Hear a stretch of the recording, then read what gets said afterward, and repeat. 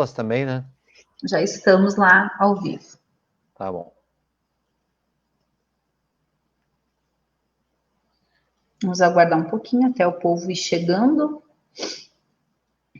Enquanto isso, vamos compartilhando.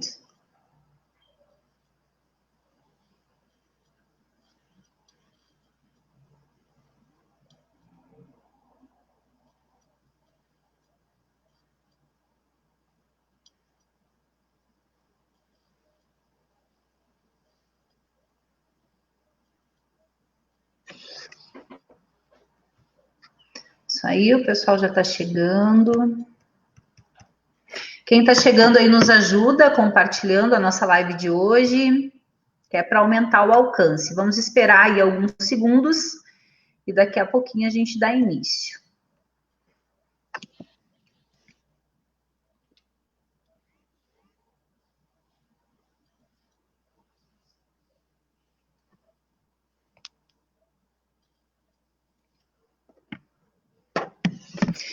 Vão nos dizendo aí como que tá o som, se o som tá bom. Boa noite, Vera.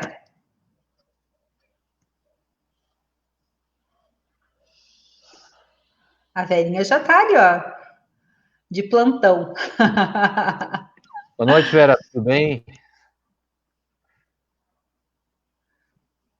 Isso aí, o pessoal que está chegando vai nos dizendo como que tá o som, nos ajudem a compartilhar aí na rede social de vocês, que é para a gente aumentar aí o alcance da nossa live de hoje.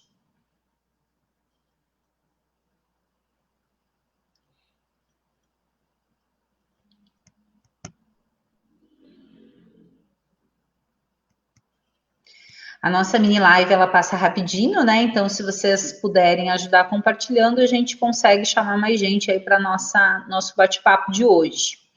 Eduardo, nós já temos aí 9 pessoas com a gente. Acho que dá para a gente ir começando, e daí depois quem vai chegando vai se inserindo aí no nosso bate-papo. Então, agora, oficialmente aí, boa noite a todas e todos, a nossa terceira live que traz como temática a importância do Fundeb. Fundeb, que é o Fundo de Desenvolvimento e Valorização da profissão docente, aí dos profissionais, que trata aí do financiamento da educação básica. Essa semana a gente acompanhou aí nas redes sociais várias mobilizações, né, onde foi aprovado na Câmara dos Deputados, nessa terça-feira, em 2 turnos, a proposta de emenda constitucional, a PEC 1515, que torna aí o Fundo de Desenvolvimento e Valorização da profissão dos profissionais da educação básica permanente na Constituição, né? Então, é importante aí essa votação que aconteceu. Essa PEC, ela segue aí para o Senado e, se ela for aprovada, a gente vai ter aí um importante aumento no que diz respeito ao financiamento da educação pública. Então, uma importante conquista se a gente conseguir aprovar no Senado. Caso essa PEC ela seja aprovada, e aí a nossa torcida e mobilização para que isso aconteça, nos próximos 6 anos, a parcela da União deverá passar de 10%, que é o que acontece hoje atualmente, para 23% do total do fundo. Importante crescimento aí no que diz respeito ao financiamento da educação. Para conversar sobre esse importante assunto, nós temos a presença do nosso colega, professor, dirigente do Sindicato dos Professores Municipais, o professor Eduardo, aí nosso companheiro de luta. O Eduardo também, ele é o representante dos professores junto ao Fundeb, né? Junto ao conselho do Fundeb aqui na nossa cidade. Professor Eduardo, seja bem-vindo, é uma satisfação ter a sua presença. Então, boa noite, Regina, boa noite a todas e todos que estão nos ouvindo. Quero dizer que a satisfação é toda minha, o prazer é todo meu estar aqui contribuindo com essa importante discussão que nós devemos ter, né, sobre a educação e, em especial, sobre essa pauta muito pertinente da tua parte, que é a questão do Fundeb, né? Terça-feira nós tivemos esse dia histórico para o Brasil, onde o Fundeb foi votado e agora, de forma permanente, teremos esse fundo para a educação, e com mudanças muito significativas para a carreira do professor, para a carreira docente, mas também mudanças significativas para a educação pública. Então, foi um importante passo, e quero sempre ressaltar, foi fruto da mobilização dos professores e de todos os educadores do Brasil. Isso, né, Eduardo? A gente até comemoramos, né, essa votação aí na Câmara dos Deputados, porque de fato foi uma conquista ter passado aí por essa primeira etapa, né? Claro que o desafio ele continua. Professor Eduardo, nós gostaríamos de saber, assim, de você, essa PEC 1515, que transforma aí o Fundeb em um mecanismo permanente de financiamento da educação no nosso país, como que você avalia esse texto aprovado na Câmara dos Deputados e que segue aí para o Senado? Qual que é a avaliação do senhor, da entidade também, né, do sindicato? Que discussões que vocês vêm fazendo sobre esse importante texto aí que segue para o Senado? Eu quero dizer que nós, do CMP Sindicato, eu particularmente, obviamente que apoiávamos essa PEC 1515, da relatoria da professora Dorinha, do Tocantins, que ela trazia, na verdade, no seu bojo, várias alterações que, para nós, são de extrema importância, né? E não só para a carreira docente, como eu já disse anteriormente, mas também para o investimento na educação. Então, obviamente que nós aprovamos a PEC, né? Achamos que ela deveria, sim, ser votada. Inclusive, um dia antes e no dia, nós conseguimos, aqui, através dos nossos canais que temos de comunicação com nossos professores, elaboramos algumas estratégias de pressão em relação aos deputados federais aqui do Rio Grande do Sul, para que votassem a favor dessa PEC, pela importância que ela tinha.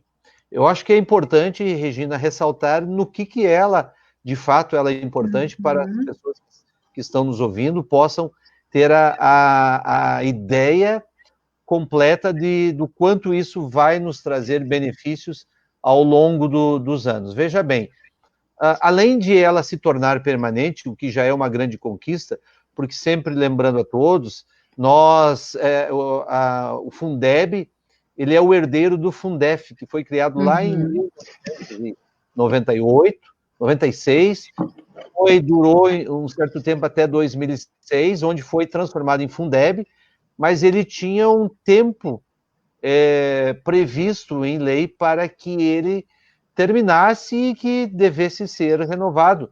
E o momento para isso acontecer foi justamente no ano de 2020. Então, nós tínhamos um projeto, o Fundeb, como conhecíamos, ele estava desde 2007 até o ano de 2020. Então, ele se tornar permanente, de fato, é uma grande conquista. Outra questão que eu acho que é importante trazer, que tu já também fez essa ilustração, é o fato de que a contrapartida do governo federal, ela passa a ser agora, vejam bem, havia uma proposta que ela passasse para 20%, dos 10% atual, passasse para os 20%. A professora Dorinha, ela incluiu, não só 20%, incluiu 23% até o ano de 2026. Então, nós teremos, por exemplo, em 2021, uma contribuição do governo federal de 12%, 22,15%, 23,17%, 24,19%, 25%, 21%, e 2026, 23%. O que isso significa? Que à medida que sobe a participação do governo federal, reduz a participação dos governos estaduais e municipais. E por que isso é importante? Porque nós temos que entender o mecanismo de distribuição de impostos no Brasil. Hoje a distribuição, a grande parte do bolo dos impostos hoje recolhidos no Brasil vai para o governo federal. O governo federal fica com 70% do que é arrecadado, deixando para o estado e município que dividam menos de 30%. Então, essa lógica, com esse mecanismo criado nessa PEC, nós estamos invertendo essa ordem. Lá em 2026, o governo federal estará investindo 23%, Mas o governo municipal aqui de Passo Fundo, por exemplo, ele vai estar investindo 77%. E por que que isso é importante? Como eu já falei, os municípios recebem a menor parte desse bolo. Então, eles precisam, e os representantes dos municípios queriam, de fato, que isso acontecesse. O texto, Regina, ele também aprovou algo muito interessante e interessa diretamente a você, que é da educação infantil, porque ele diz que 5 pontos percentuais da participação da União, eles devem ser obrigatoriamente destinados para a educação infantil. A PEC também, ela estabeleceu que pelo menos, veja bem, 70% do Fundeb seja para o pagamento de salário de profissionais da educação. Quero falar duas coisas sobre isso. A primeira coisa é que havia um rumor, e até havia uma contraproposta do governo federal, de que esse 70% não fosse o piso, como propõe a professora Dorinha, mas que fosse o teto, ou seja, os municípios não poderiam gastar mais do que 70% do Fundeb com o salário dos professores. Não passou essa ideia do governo, e hoje nós temos a garantia que, no mínimo, o governo municipal, estadual, ele tem que investir 70% do Fundeb. Isso é importante para nós? Sim, para Passo Fundo é importante, porque ali na frente a gente vai falar um pouquinho sobre como investe Passo Fundo na questão do Fundeb. Ela também... Interessante, né, Eduardo, que atualmente esse mínimo é 60%, né? Então, aumentar esse percentual para a carreira do professor é fundamental. Depois, na segunda rodada, a gente vai aprofundar um pouquinho mais isso, né? Mas é bem, bem importante mesmo. Então, teve muita mobilização nesse processo, né? Para conseguir dar conta de... E os professores entenderam a importância do que significa esse aumento, porque nós temos agora a obrigação de um município e estado investir os 70%. A PEC também, Regina, ela trouxe uma questão bem polêmica, né? Que ela proíbe o uso desses recursos do Fundeb para o pagamento de aposentadorias e pensões. Nessa questão, eu gostaria de abrir um parênteses para a fala do governador do estado, Eduardo Leite, um dia antes da votação da PEC, na TV Cultura, quando ele respondeu por que ele não assinou, juntamente com os outros 20 governadores, aquele documento em favor do Fundeb. Eduardo Leite se recusou a assinar esse documento. E ele explicou por quê. Porque ele era contra justamente essa questão. Na opinião dele, os recursos do Fundeb deveriam ser usados para o pagamento de aposentadorias e pensões de todo o funcionalismo. Também não passou, e com isso nós garantimos que o recurso ele seja exclusivamente para os professores. É bom também colocar algumas questões com relação às redes municipais. Vejam bem, até hoje, isso está na nova PEC, até hoje, os estados que não conseguiam completar aquele custo aluno, eles recebiam um aporte do governo. Hoje são 9 ou 10 estados que não conseguem, mas eram os estados que recebiam. E isso criava uma contradição, porque tu pode ter um estado rico com municípios pobres, ou municípios ricos e um estado pobre, e ficava meio confusa essa distribuição. Agora não. Agora, além do estado, o município que também precisa pode receber diretamente essa parte do bolo da distribuição. Também eu acho que é positivo informar que a PEC garantiu que o cálculo base para o repasse desses recursos seja o padrão mínimo de qualidade de ensino, aquele custo aluno que nós temos. Por que isso é importante? Porque isso é uma referência. Hoje, por exemplo, para 2020, é 3.600 por aluno. Sim, comparado com outros países, ele está abaixo de muitos países e de boa parte dos países. Mas, pelo menos, temos uma referência. Caso isso não fosse aprovado, como o governo também queria, através de destaques, não aprovar esse item, nós teríamos nada como referência. E aí teríamos problemas, inclusive, de saber o quanto poderia um município pleitear nessa questão do Fundeb.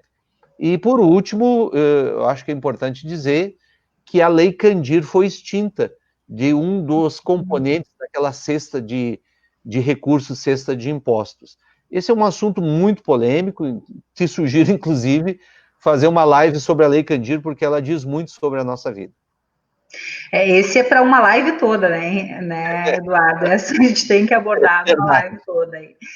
Sabe, Eduardo, que eu tive a oportunidade de participar por vários anos frente à questão do Fundeb no Conselho. E é onde a gente acompanhou, assim, o quanto é importante. Se não fosse esse fundo, não teríamos educação pública na cidade de Passo Fundo, né? Boa parte do financiamento da educação, mesmo aqueles 35% que é votado anualmente na Câmara de Vereadores, ele também vem do Fundeb, né? Que poucas pessoas têm acesso a essa informação. Então, assim, ele é fundamental para o financiamento da educação do nosso município, do nosso estado, e essa é uma realidade que se observa em todo o nosso país, né?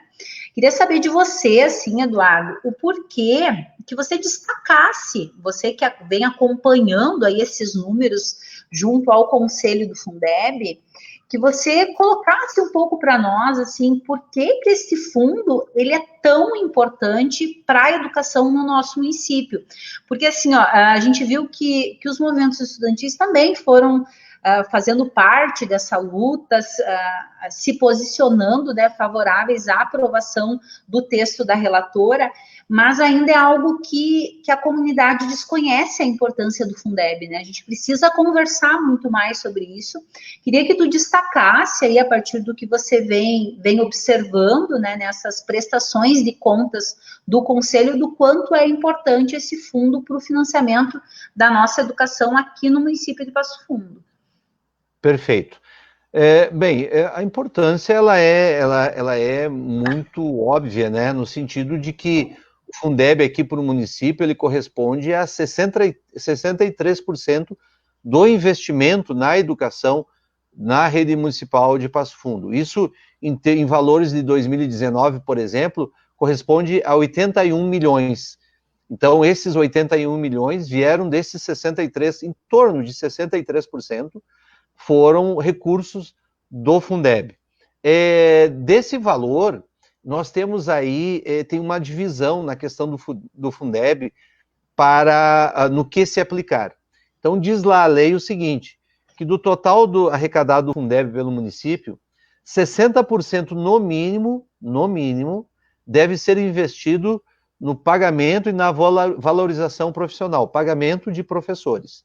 E os outros 40%, ele pode ser investido em outras questões estritamente ligadas à educação, construção de escolas, transporte estudantil e outras compra de materiais e outras questões que dizem respeito à questão da escola. Veja bem, se nós não tivéssemos, como você disse, se não tivéssemos esses valores, nosso orçamento ele seria bem mais abaixo e teríamos sérias dificuldades para cumprir, inclusive, com o compromisso da folha de pagamento. Quero chamar a atenção de todas e todos nessa questão dos 60% e o quanto foi importante subir de 60% para 70%. O município de Passo Fundo, ele não usa muito mais do que 60%. Ele fica em cima do laço, como diz o gaúcho. É 60% e alguma coisinha a mais com o pagamento. Quero lembrar que ele poderia usar, inclusive, 100% desse recurso com o pagamento e diminuiria aqueles outros insumos, como, por exemplo, transporte escolar, compra de materiais, ele poderia tirar de outros recursos. Mas isso a lei permite que ele faça, ele fica muito em cima. Mas todos sabem que nós vivemos uma pandemia, né? E essa pandemia trouxe prejuízo para a economia, e lembrando a todos que o Fundeb é baseado na captação de impostos, no recolhimento de impostos, e lembrando que durante a pandemia, sim, a arrecadação de impostos dos municípios e estados caíram sensivelmente.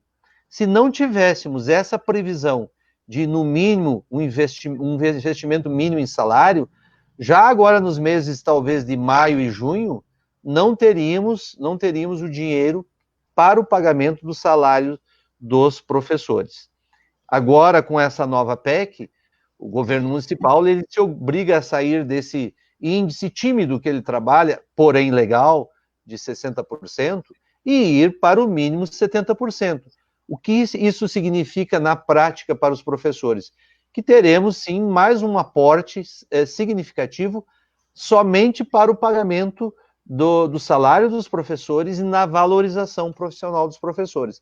Então, a nossa realidade hoje de Passo Fundo, sim, dependemos muito da questão do Fundeb para que o sistema educacional e para que os nossos professores possam receber os seus salários em dia, inclusive com os seus reajustes. Eduardo, uma questão que é bem importante, assim, é que os professores da rede municipal, eles vivem uma defasagem salarial que vem se observando, né, nos últimos processos aí de negociação salarial.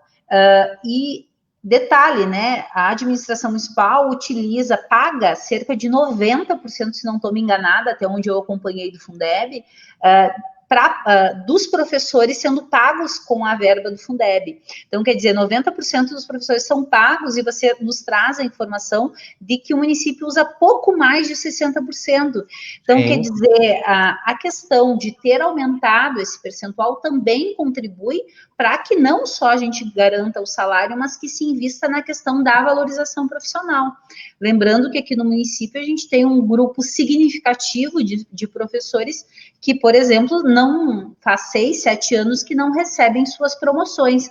Então, se esse projeto, se essa PEC, ela for aprovada no Senado, também para nós, professores da rede municipal de ensino, é um alento, porque além de ter aí a questão salarial garantida, considerando que gastamos cerca de 60% somente com folha de pagamento, a gente também tem um aporte para investir na questão da valorização do professor. Então, assim, acho que tem vários professores aqui nos acompanhando, Eduardo, nós estamos com cerca de 50, 60 pessoas conectados com a gente, muitos dando boa noite, mandando um abraço aqui, então... amigos, colegas, professores aí que estão nos acompanhando, obrigado aí pela presença de todos. Eu acho que é importante agora, Eduardo, a gente conversar um pouquinho com os colegas sobre continuarmos aí mobilizados, pressionando agora os senadores, né? Então eu vou passar para você fazer as tuas considerações finais. Perfeito. Bom, sobre essa questão não há dúvida, colegas.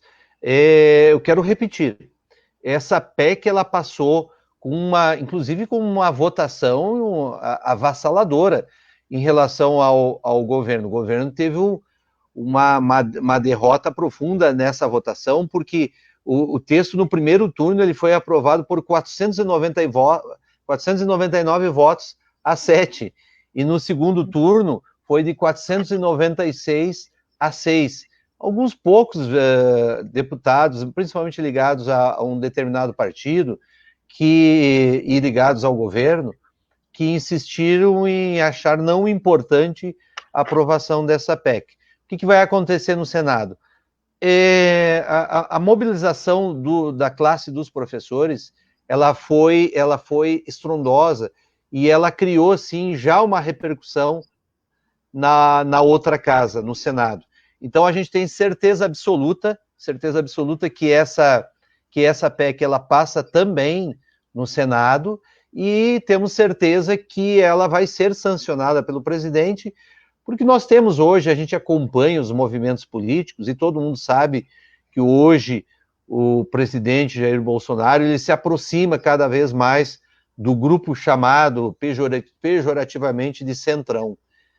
Ao se aproximar desse grupo, ele já fez manifestações agora, o presidente, de que é uma vitória dele a aprovação da PEC da professora Dorinha, o que significa que ele não vai ousar nesse momento, não vai ousar fazer algum veto, porque isso criaria uma indisposição muito grande com esse grupo que é chamado de Centrão, com o qual ele quer se aproximar, Regina, e logo ali adiante ele precisa aprovar pautas que, na visão do governo, mais importantes, como, por exemplo, a reforma tributária e a reforma administrativa. Então, ele precisa desse grupo chamado Centrão para a aprovação dessas outras pautas que virão logo ali adiante. Então, foi sim uma manifestação de força do Magistério Nacional e a gente parabeniza todas as colegas que participaram desse movimento, porque eu acho que é assim que se constroem as políticas públicas. As políticas públicas, elas não são construídas tão somente em gabinetes. Aliás, muito pouco se constrói em gabinetes. Nós construímos através da organização e da mobilização dos professores em todos os campos de luta. Não é só numa greve, não é só numa manifestação de rua. É esse tipo de pressão nas redes sociais, que todas vocês fizeram, e que deu o resultado que está aí. Uma bela vitória para os professores, garantido que ali adiante, independente, isso é importante para encerrar, independente de qualquer governo que venha, essa PEC transformou o Fundeb numa política de Estado e não numa política deste ou aquele governo.